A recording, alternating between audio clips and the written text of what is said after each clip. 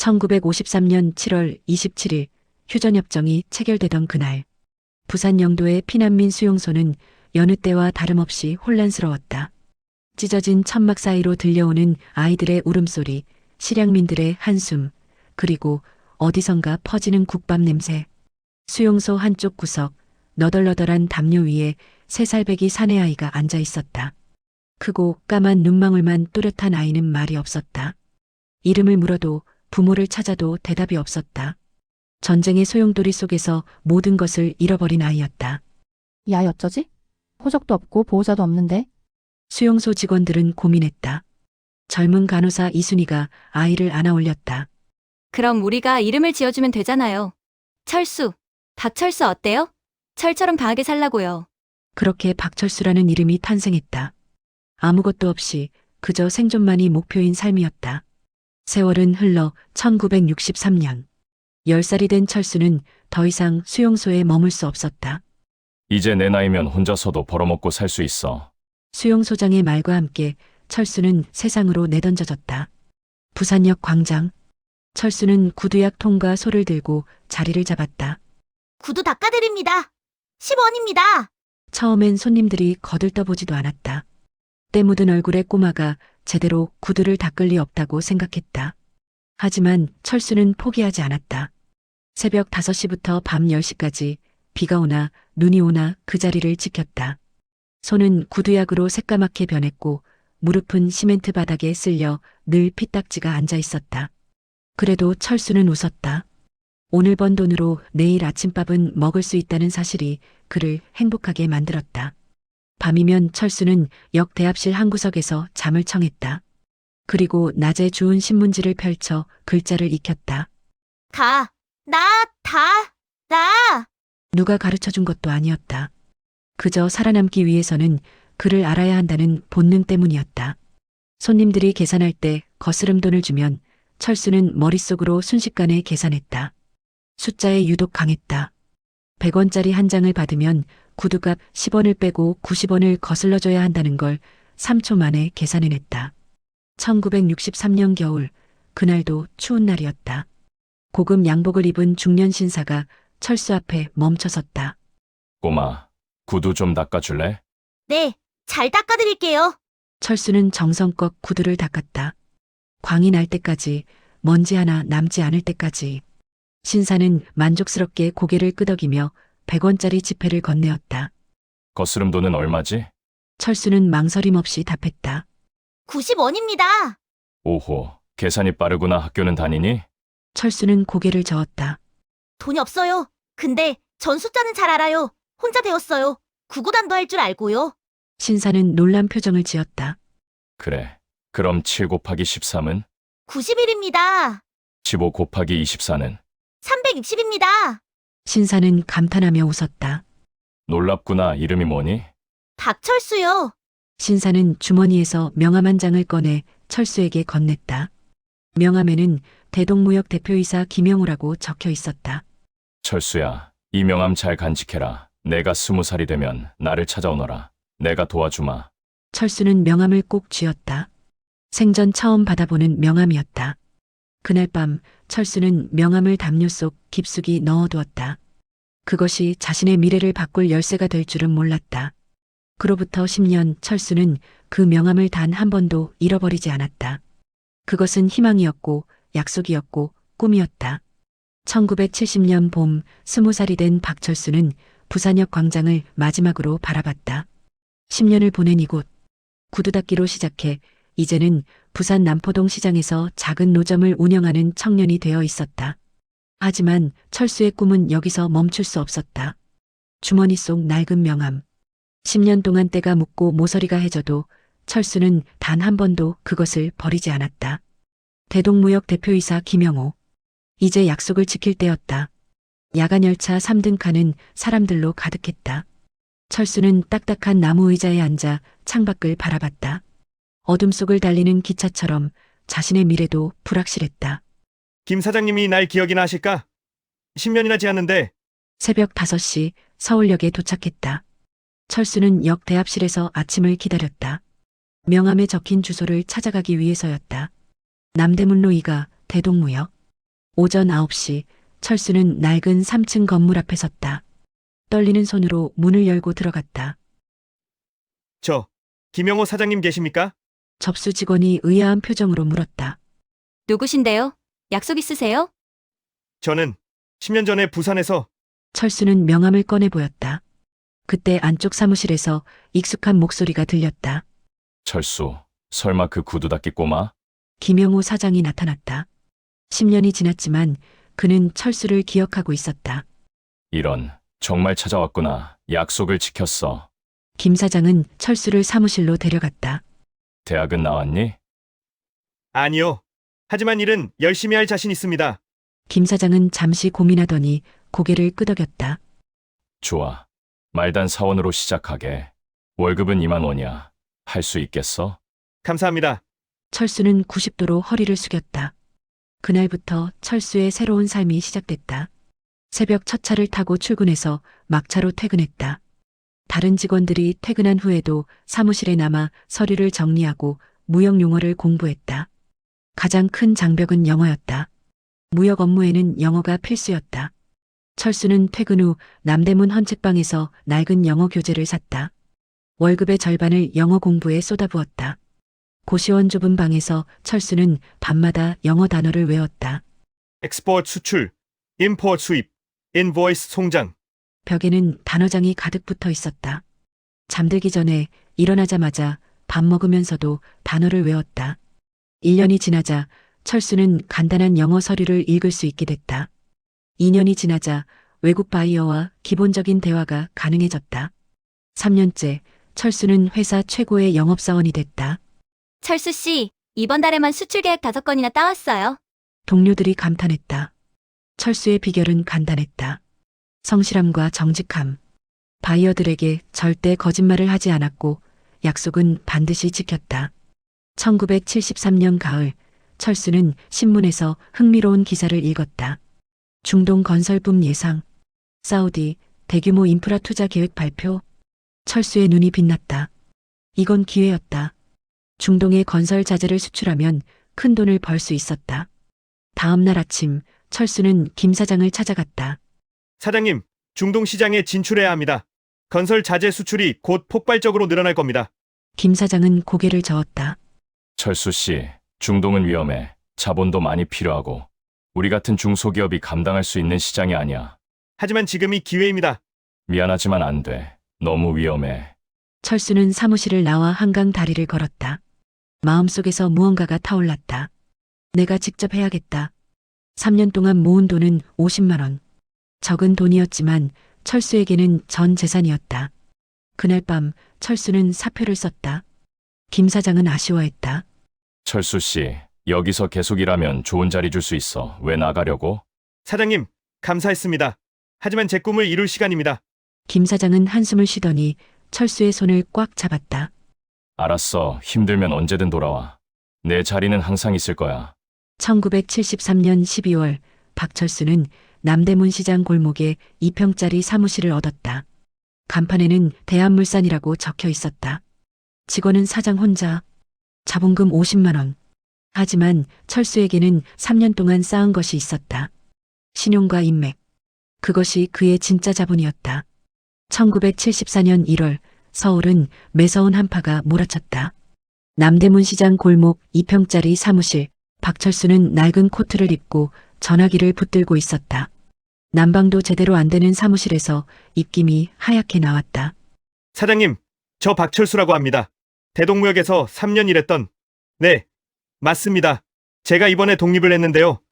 사장님 회사에서 만드시는 철제 파이프를 중동에 수출하고 싶습니다. 전화 너머로 회의적인 목소리가 들렸다. 철수 씨, 미안하지만 현금 거래만 해. 신생업체랑은 위험해서 못해. 철수는 단호하게 말했다. 사장님, 제가 3년 동안 한 번이라도 약속 어긴 적 있습니까? 물건 먼저 주십시오. 제가 중동에 팔아서 돈 벌면 원금에 이익금까지 더해서 드리겠습니다. 계약서 쓰겠습니다.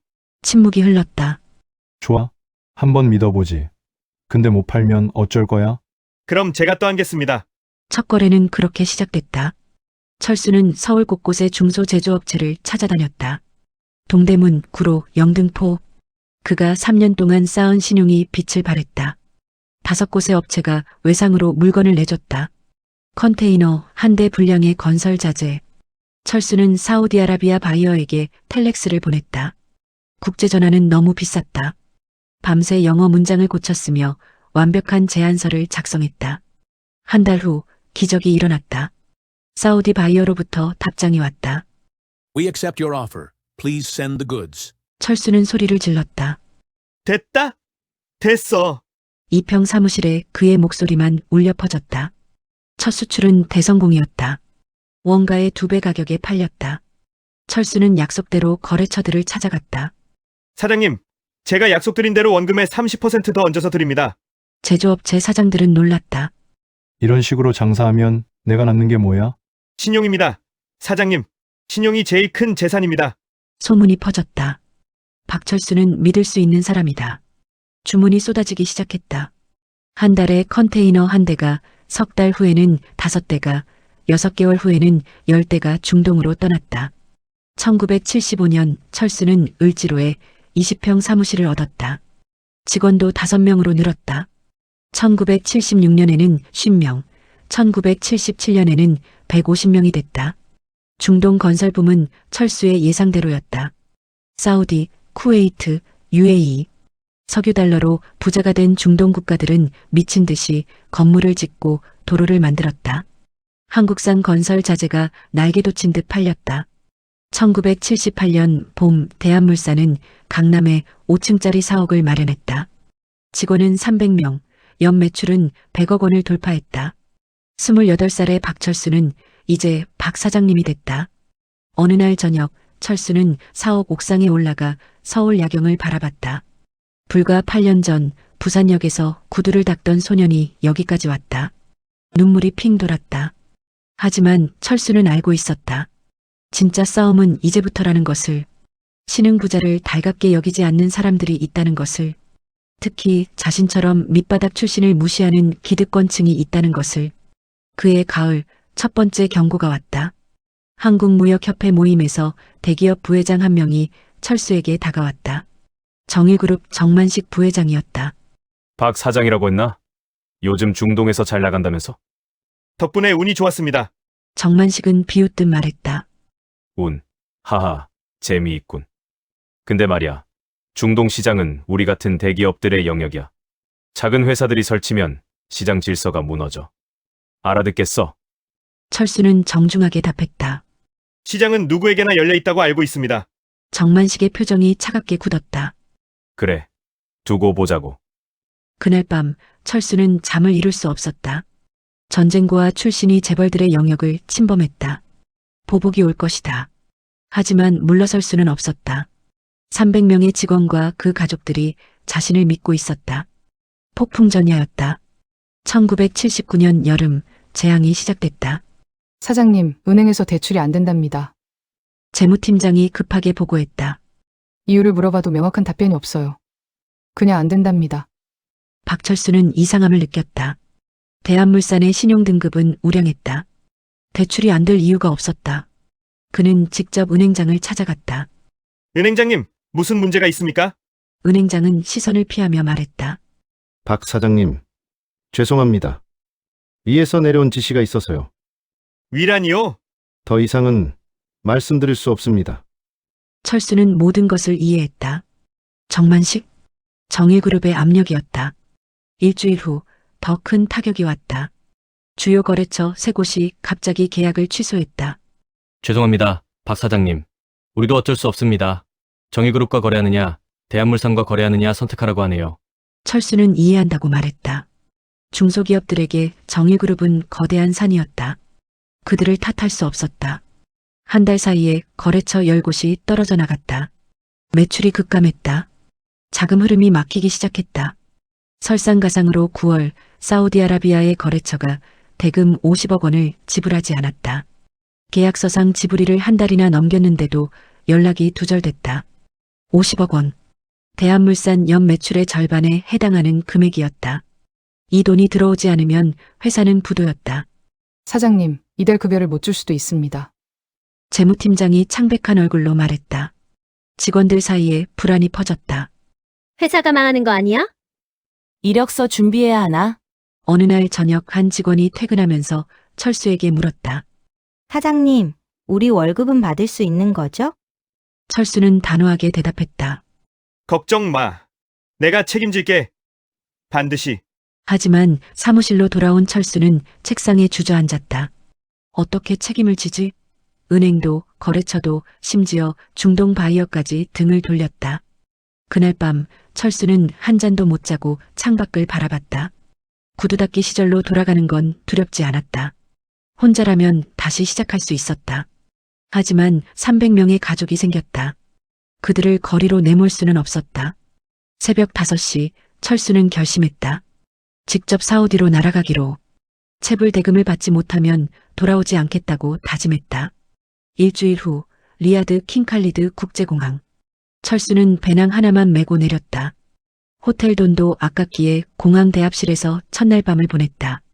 다음 날 아침 철수는 거래처 사무실을 찾아갔다. 5층짜리 건물. 그는 접수실에서 사장과의 면담을 요청했다. 예약 있으세요? 없습니다. 하지만 50억 원 체불권으로 왔습니다. 사장님은 바쁘십니다. 나중에 연락드리겠습니다. 철수는 로비 의자에 앉았다. 그럼 기다리겠습니다. 하루가 지났다. 이틀이 지났다. 철수는 매일 아침 사무실 앞에 나타났다. 경비원들이 쫓아내도 다음 날 아침이면 다시 그 자리에 있었다. 사흘째 되는 날 비가 내렸다. 철수는 비를 맞으며 사무실 앞에 섰다. 젖은 옷이 몸에 달라붙었지만 그는 움직이지 않았다. 나흘째 되는 날 경비원이 동정심이 생겼는지 물 한 병을 건넸다. 당신 정말 끈질기군요. 감사합니다. 하지만 전 여기서 끝날 수 없습니다. 일주일째 되는 날 아침 마침내 거래처 사장 알파이잘이 나타났다. 고급 양복을 입은 40대 중반의 사우디 남성이었다. 당신이 그 한국인이요. 일주일 동안 여기서 기다렸다는? 철수는 벌떡 일어나 고개를 숙였다.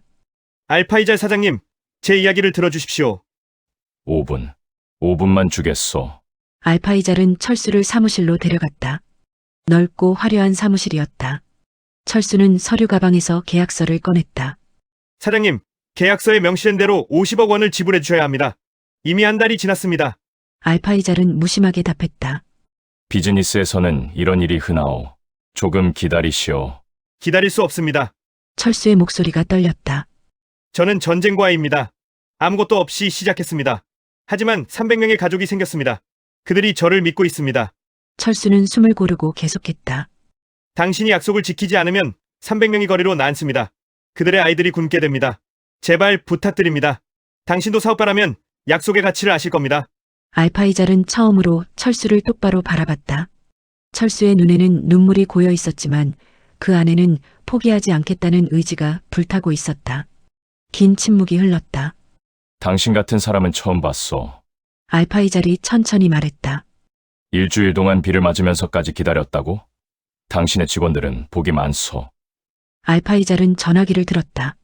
아랍어로 빠르게 지시했다. 그리고 철수를 향해 말했다. 2주 안에 전액 지불하겠소. 계좌번호를 주시오. 철수는 믿을 수 없다는 표정으로 물었다. 정말? 정말입니까? 내 명예를 걸고 약속하오. 그리고 알파이잘은 잠시 망설이다 말을 이었다. 사실정예그룹에서 연락이 왔었소. 당신과 거래하지 말라고. 그래서 지불을 미뤘소. 하지만 당신을 보니 생각이 바뀌었소. 진짜 사업가는 당신이요. 철수는 그제야 모든 것을 이해했다. 정만식의 손길이 중동까지 뻗쳐 있었던 것이다. 감사합니다. 정말 감사합니다. 철수는 90도로 허리를 숙였다. 눈물이 뚝뚝 떨어졌다. 리야드에서 서울로 돌아오는 비행기 안. 철수는 창밖 구름을 바라보며 생각했다. 이겼다. 우리가 이겼어. 2주 후 약속대로 50억 원이 입금됐다. 대한물산은 살아났다.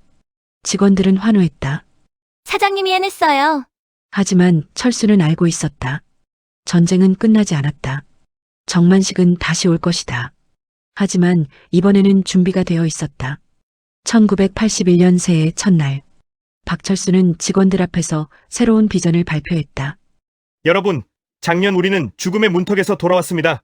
하지만 같은 실수를 반복할 수 없습니다. 중동 시장에만 의존하는 것은 위험합니다. 이제 우리는 새로운 땅으로 가야 합니다. 대형 스크린에 지도가 떴다. 동남아시아였다. 인도네시아, 태국, 말레이시아, 필리핀. 이 나라들이 곧 폭발적으로 성장할 것입니다. 우리가 먼저 들어가야 합니다.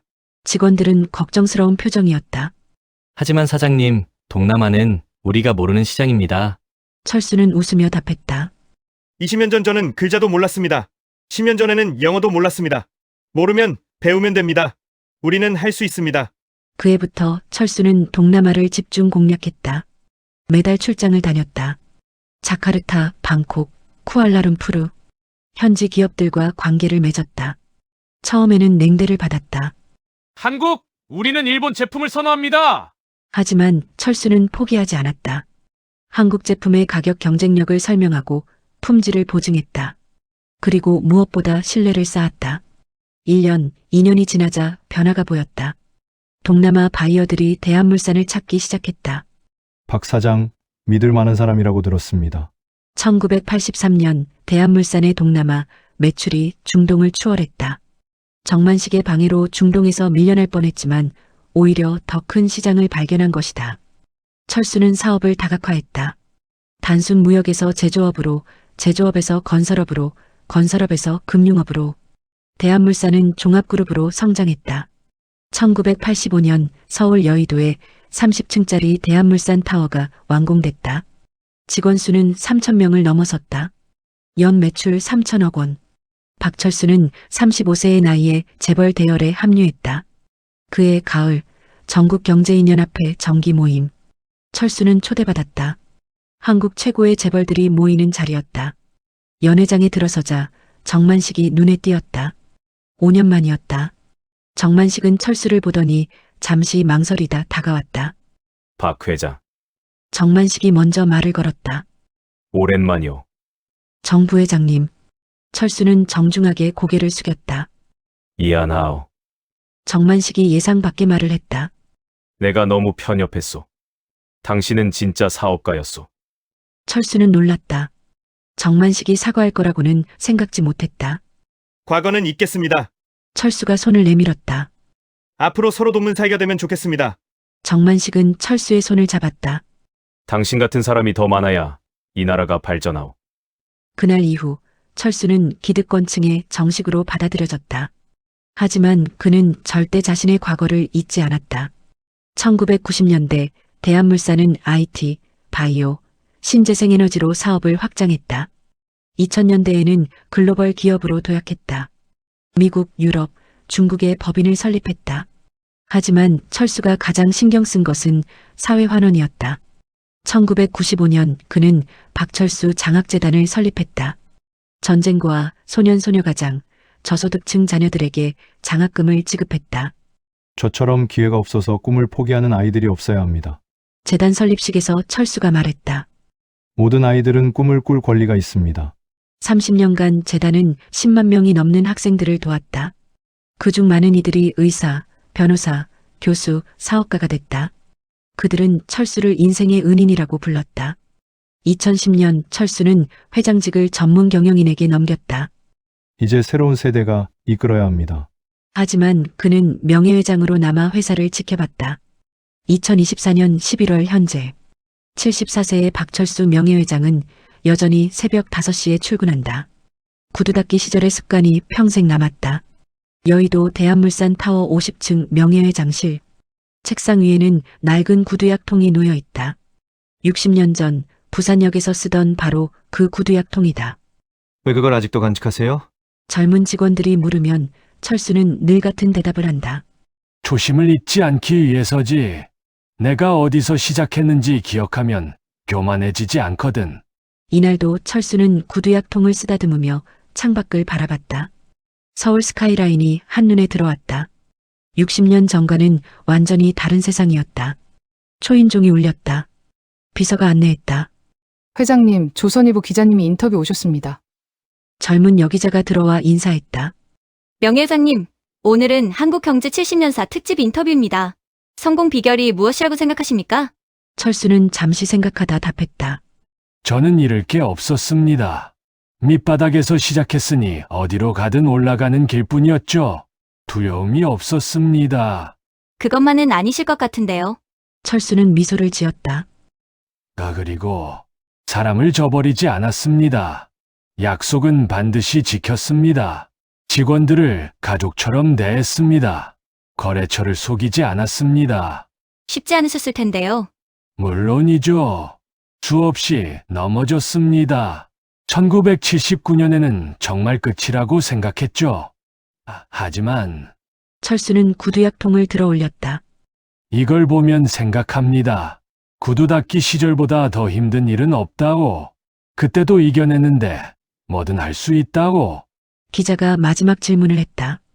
후배 기업인들에게 한 말씀 부탁드립니다. 철수는 창밖을 바라보며 천천히 말했다. 돈을 벌기 위해 사업하지 마세요. 꿈을 이루기 위해 사람들에게 도움이 되기 위해 사업하세요. 그러면 돈은 따라옵니다. 그리고 절대 교만하지 마세요.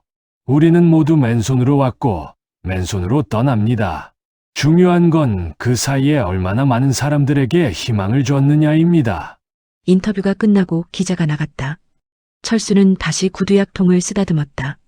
그날 저녁 철수는 박철수 장학재단 사무실을 방문했다. 올해 장학생들을 만나는 날이었다. 200명의 학생들이 모였다. 초등학생부터 대학생까지 모두 어려운 환경의 아이들이었다. 철수는 단상에 올라 말했다. 여러분, 저도 여러분처럼 아무것도 없이 시작했습니다. 부모도, 돈도, 집도 없었습니다. 하지만 포기하지 않았습니다. 여러분도 포기하지 마세요. 여러분 안에는 무한한 가능성이 있습니다. 한 여학생이 손을 들었다. 회장님, 힘들 때는 어떻게 버텼어요? 철수는 웃으며 답했다. 내일을 믿었습니다. 오늘이 아무리 힘들어도 내일은 더 나아질 거라고 믿었습니다. 그리고 실제로 그랬습니다. 학생들의 눈이 빛났다. 희망의 빛이었다. 행사가 끝나고 철수는 운전기사에게 말했다. 부산으로 가세. 네. 지금요? 응. 가고 싶은 데가 있어. 3시간 후 철수는 부산역 광장에 섰다. 60년 전 그가 구두를 닦던 바로 그 자리였다. 지금은 현대적인 건물들로 둘러싸여 있었지만 철수는 그날을 생생히 기억했다. 차가운 시멘트 바닥에 무릎을 꿇고 구두를 닦던 10살 소년. 손은 새까맣고 배는 고팠지만 눈만은 빛나던 소년. 잘했어, 철수야. 철수는 혼잣말로 중얼거렸다. 정말 잘했어. 바람이 불었다. 철수는 눈을 감고 바람을 느꼈다. 60년의 여정이 파노라마처럼 스쳐 지나갔다. 구두 닦기 소년은 제국을 건설했다. 하지만 그가 진짜 이룬 것은 신뢰라는 이름에 보이지 않는 왕국이었다. 10만 명의 학생들에게 꿈을 심어줬고 수만 명의 직원들에게 희망을 줬고 무수한 거래처들에게 신용을 증명했다. 돈은 사라진다. 건물은 무너진다. 하지만 사람들의 마음속에 새겨진 신뢰와 희망은 영원하다. 74세 박철수. 그는 여전히 매일 아침 5시에 일어난다. 여전히 구두약통을 쓰다듬는다. 여전히 초심을 잊지 않는다. 내일도 좋은 날이겠지. 철수는 미소 지으며 중얼거렸다. 그리고 정말로 내일도 좋은 날이었다.